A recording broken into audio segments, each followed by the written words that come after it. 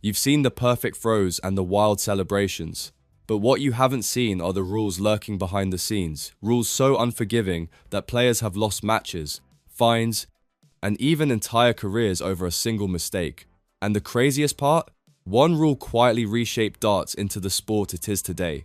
For decades, darts carried a reputation it couldn't shake. Smoky back rooms, loud crowds, players tossing darts with one hand and holding a pint in the other. It was fun, chaotic, and charming in its own way, but it also trapped the sport in a place where sponsors wouldn't touch it and broadcasters slowly backed away.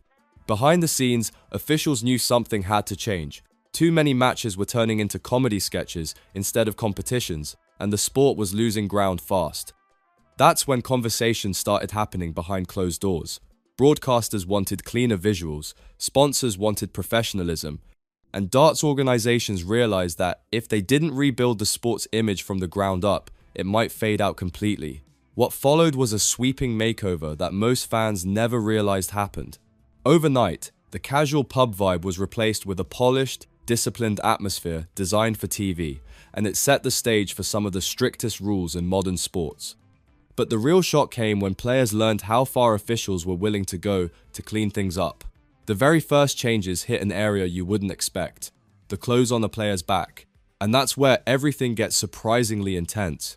When the new rules rolled in, players expected small adjustments, maybe cleaner stages, maybe better lighting. What they didn't expect was a dress code that felt closer to a business meeting than a pub game. Suddenly, collared shirts became mandatory. Tailored trousers were the only acceptable option, and polished black shoes? Non-negotiable. It didn't matter if a player was ranked #1 in the world, or a newcomer walking on stage for the first time show up in jeans and you were finished before the match even began. Denim wasn't just discouraged, it was banned outright. Shorts, sneakers, or anything remotely casual earned the same treatment. Behind the scenes, players whispered about people nearly being pulled from lineups because their trousers weren't the right cut. Some even claimed referees carried backup belts and lint rollers just to make sure the broadcast cameras didn't catch anything out of place. The message was clear. If darts wanted global respect, the players needed to look the part every minute, every match. And while that rule shocked a lot of people, it wasn't the strangest one. The real mystery sat right under players' feet, and nobody can agree on where it came from. Every darts fan knows the line you stand behind when you throw.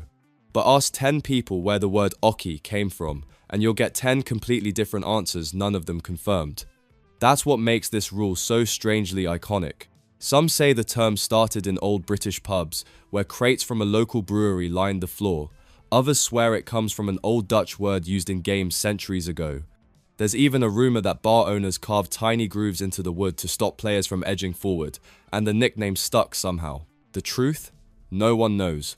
Not the historians, not the officials, not even the long-retired legends who played when darts was still clouded in cigarette smoke. But while the word stays wrapped in mystery, the enforcement behind it is anything but vague. The distance from the board, precisely 7 feet, 9.25 inches, is sacred. Step over the line early, even by a hair, and the referee will catch it instantly. Some events even use laser indicators to make sure nobody steals an inch. It's one of the most fiercely protected rules in the sport, yet it's built on a word whose origin is still debated like a ghost story. And the weirdest part? This mysterious line is only the beginning, because the people stepping up to it often come from backgrounds that no one expects. You'd think the average darts pro grew up in tiny pubs learning to hit bullseyes before they could tie their shoes. But the truth is way more surprising. A growing number of the sport's top names didn't even start with darts. They came from hard-hitting, high-pressure athletic careers that seem worlds away from a quiet stage and the dartboard. Take Gerwyn Price, once a fierce rugby player, flattening opponents for a living. Stepping into darts wasn't just a career shift, it was a complete identity change. Then there's Florian Hempel, who used to guard nets as a professional handball goalkeeper. You also have Leonard Gates bringing baseball training into the mix, and others who once competed in everything from football to martial arts. These aren't hobby-level athletes. They're people conditioned for intensity, pressure, and split-second decisions. That gives them a mental advantage most fans never think about. When a match reaches a breaking point, the crowd roaring, the stage blazing with heat, a million eyes locked in those former athletes don't crack. They've lived inside pressure cookers before. and their arrival shook the sport in ways organizers didn't expect. Suddenly, darts wasn't just for the pub-born naturals. It was attracting disciplined, trained competitors with routines and mindsets borrowed from demanding sports. And as the competitive field grew sharper, the rules had to do the same, which led to something most fans don't know exists. A rulebook so detailed, it rivals major international sports. Casual fans picture darts as simple: hit the board, read the score, throw again. But behind that simplicity is a rulebook thicker than most people realize. Pages of tightly defined regulations that cover everything from the weight of the darts to how bright the lights can be above the stage. This thing doesn't miss a detail. It spells out the exact height of the board, down to millimeters. It dictates how referees must announce scores, where players should stand between throws, and even how disputes should be resolved when two competitors disagree. There are sections about equipment inspections, specific measurements for the Oche, and protocols for replacing damaged boards mid-match. Some rules are so precise they feel almost unreal. There are lighting regulations about the angle of illumination, shadow control, and even the warmth of the bulbs. The distance between the cameras and the board is monitored to ensure every viewer sees the same shot. And if a dart bounces out, there's a clear process for how to handle the scoring, depending on the angle, timing, and referee's sightline. People outside the scene often laugh until they see it for themselves, then they realize darts runs on a level of structure normally reserved for major global sports. And that structure matters, because when tensions rise and silence becomes mandatory, even the smallest rule can decide a match. But as strict as the rulebook is, some rules don't just shape how players play, they control how players behave, right down to the smallest movement. And that's where the next surprise kicks in. When a player steps up to throw, the entire world around them freezes, or at least, it's supposed to. Professional darts demands a level of stillness most sports never even consider. While your opponent is throwing, you can't talk, shuffle your feet, adjust your shirt too loudly, or even breathe in a way that feels distracting. The stage might look relaxed from the outside, but every movement behind the thrower is monitored with laser focus. Players have been warned for something as tiny as shifting their weight at the wrong moment.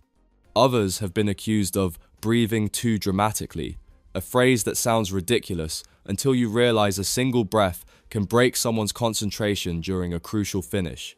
And then there are the unwritten stories, players claiming their rivals intentionally stood a little too close, leaned a little too far, or timed a cough at the exact worst moment. Officials treat these complaints seriously because one small distraction can flip a match on its head. Referees hover like guardians, ready to step in if anything feels off. And once the throw ends, the etiquette continues. Even how a player walks away from the board is choreographed to avoid awkward collisions or on-stage tension. Some fans never notice this delicate dance happening between every turn, but it's always there, shaping the rhythm of the match. And that rhythm becomes even more important, because the moment a leg finishes, players have to follow a rule that seems so small it almost sounds fake. Yet breaking it can trigger real consequences. When a leg ends, players don't just walk away however they want. They must without exception turn to the right as they leave the exclusion zone, not left, not backward, not wherever instinct might take them, always right. Why does this matter? Because every camera angle, sponsor shot, referee position, and stage path is built around that single movement. Turning left might block a camera, interrupt the broadcast, collide with the incoming player, or throw the rhythm of the match completely off. On the surface, it looks like a tiny detail, but on a televised stage where every second is mapped out, it's essential.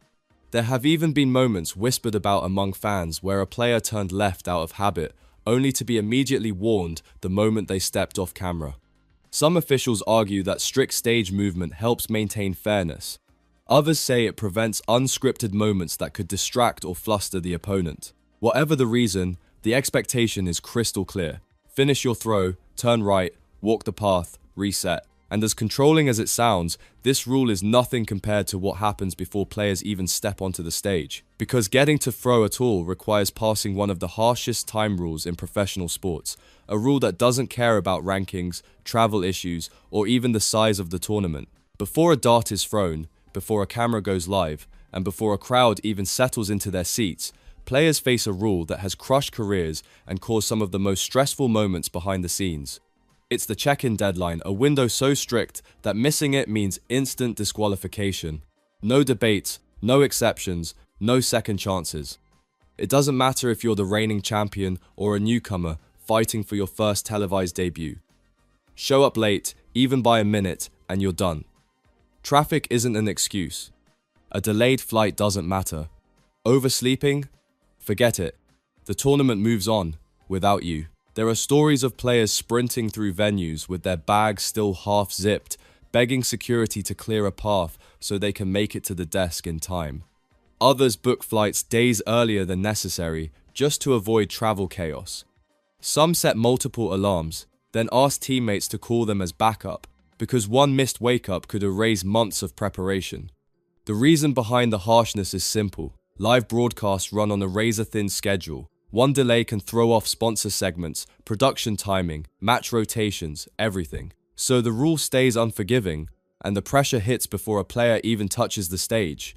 And what makes it even more intense is that the consequences don't stop once you finally show up. Because even if you check in, compete, and win, the rulebook can still come back to bite you long after you've lifted the trophy. Winning a major tournament in darts doesn't guarantee a trouble-free celebration. In fact, some of the biggest controversies in the sport happened after the final dart landed. The perfect example is Gerwyn Price, a powerhouse on stage and one of the most polarizing figures in modern darts. Back in 2018, after winning the Grand Slam of darts, Price's intense celebrations and heated exchanges with Gary Anderson turned the final into headline material. Fans were buzzing about the on-stage tension, but the real explosion happened later. The Darts Regulation Authority stepped in and handed Price a massive fine that shocked the entire community. They hit him with over £20,000 for gamesmanship and bringing the sport into disrepute, along with a suspended ban hanging over his head. Even after an appeal cut the fine nearly in half, the message was loud and clear. Win or lose, players must follow the sport's strict conduct rules. Personality is welcome, but there's a line you can't cross, and crossing it can cost thousands. And Price isn't the only one.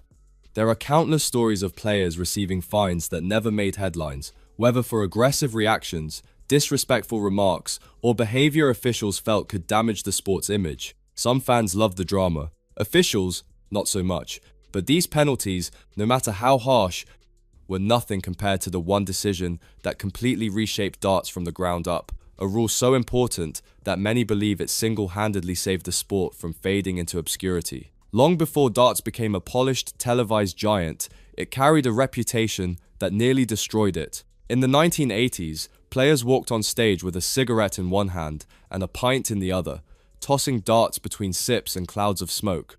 It created a vibe fans found funny and chaotic, but sponsors and broadcasters hated it.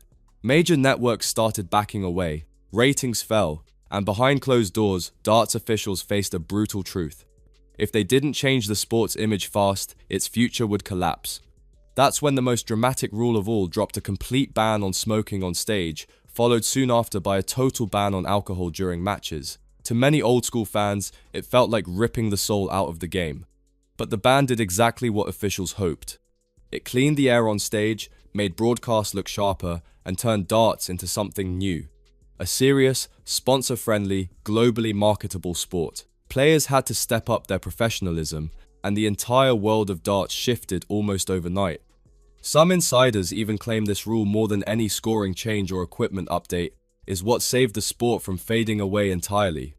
It forced darts to evolve, to modernize, and to adapt to a world where image mattered as much as skill. And that transformation set the foundation for the sport's explosive growth. But what's wild is that even with all these changes, the story of darts isn't just about rules. It's about how those rules shaped the game into a global spectacle, one that millions now watch without knowing the battles fought behind the scenes. Today's version of darts is a completely different beast from the smoky, chaotic past it came from. The strict dress code, the silent stage etiquette, the mysterious Oche, the ruthless check-in deadlines, all of it forms a system that looks intense from the outside but keeps the sport sharp, fair, and globally respected. Every tiny rule, even the ones fans laugh about, plays a part in the polished show now broadcast around the world. The players walk onto a stage designed down to the inch. The lighting is measured with scientific precision, the timings run like clockwork, and the competition? Fiercer than ever. Yet underneath that discipline, the sport still carries traces of its unpredictable edge, the personality clashes, the controversial finds, the backstage whispers that keep the community buzzing. That balance between strict professionalism and raw human drama is what makes darts unique. It's what turned it from a pub pastime into an international phenomenon. So the next time you watch a perfect 180 or a nail-biting finish, remember this. Everything you're seeing is the result of decades of battles, bans, arguments, and rule changes that most fans never hear about. And somewhere in that maze of history lies the one decision that reshaped darts forever, the quiet ban that pushed the sport out of the shadows and into the spotlight.